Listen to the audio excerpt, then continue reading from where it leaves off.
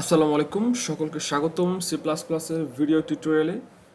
আজকের পর্বে আমি আপনাদেরকে দেখাবো যে আমরা C plus plus programming language ব্যবহার করে কীভাবে কোনো কিছু প্রিন্ট করতে পারি এবং সি প্লাস প্লাস প্রোগ্রামিং ল্যাঙ্গুয়েজে আমরা কীভাবে কমেন্ট করতে পারি। এই দুটি বিষয় আমরা আজকের ভিডিওর মাধ্যমে একদম সম্পূর্ণ ক্লিয়ার হব ইনশাআল্লাহ। চলুন শুরু করা যাক। শুরুতে একটি কথা বলে নেওয়া ভালো, সেটি হচ্ছে যে প্রত্যেক প্রোগ্রামিং ল্যাঙ্গুয়েজেই একটি স্ট্রাকচার থাকে, অর্থাৎ একটি কাঠামো থাকে একটি ল্যাঙ্গুয়েজে। তো শুরুতে আমি সি প্লাস প্লাস প্রোগ্রামিং ল্যাঙ্গুয়েজের কাঠামোটি এখানে লিখে নিচ্ছি, দেন প্রত্যেকটি লাইন ওয়াইজ আমি আপনাদেরকে বুঝিয়ে দেবো।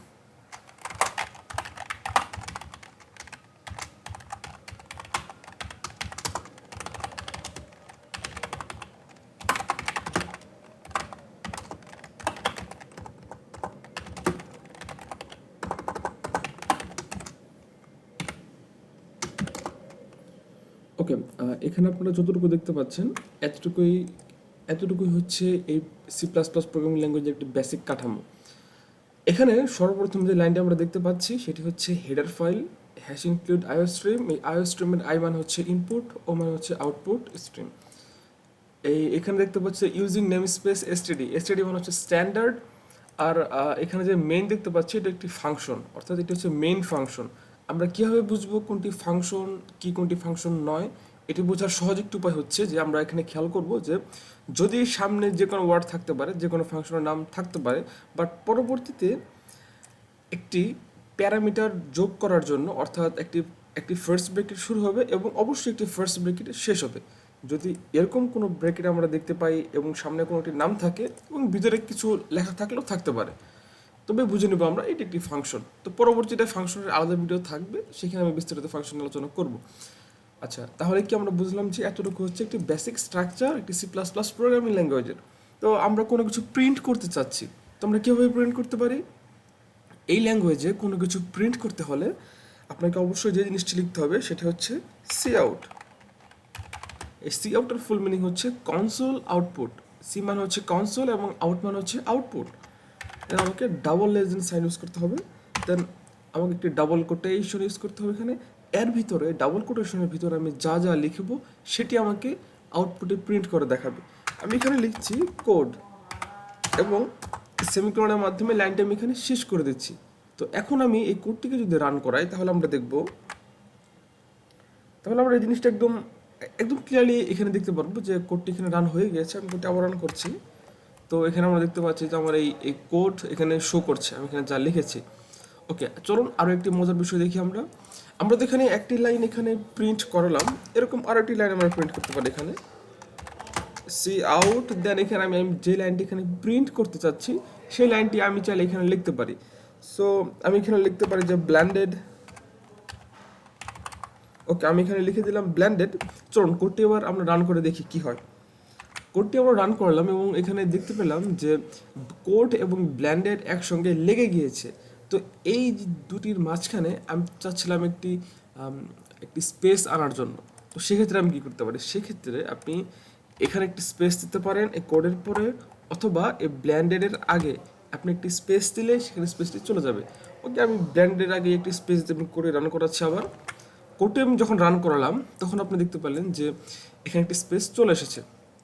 ওয়েল, তো এখন আমরা যে বিষয়টা দেখতে চলেছি সেটি হচ্ছে যে এই স্পেস আমরা তো দিয়ে দিলাম, কারণ এগুলো হচ্ছে পাশাপাশি।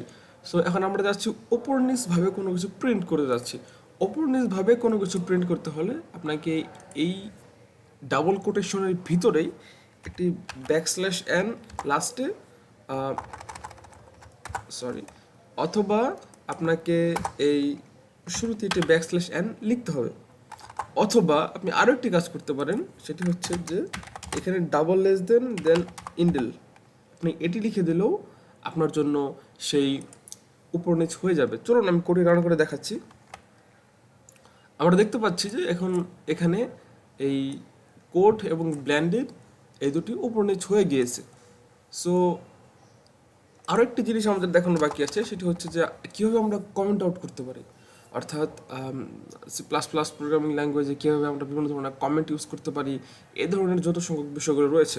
ওকে, কমেন্টের জন্য দুই ধরনের কমেন্ট হয়ে থাকে, একটি হচ্ছে সিঙ্গেল লাইন কমেন্ট আর একটা হচ্ছে multiple line comment.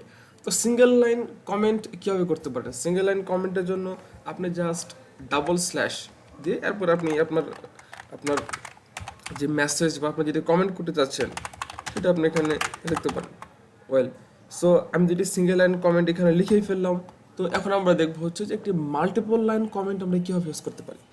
Multiple line comment use করার জন্য আপনাকে শুরুতে একটি স্ল্যাশ ইউজ করতে হবে, দেন এখানে ডাবল স্টার ইউজ করতে হবে, এবং এর পরবর্তীতে আপনি যতবার এন্টার বাটন চাপ দেবেন প্রত্যেকটির জন্য একটি করে স্টার আসবে।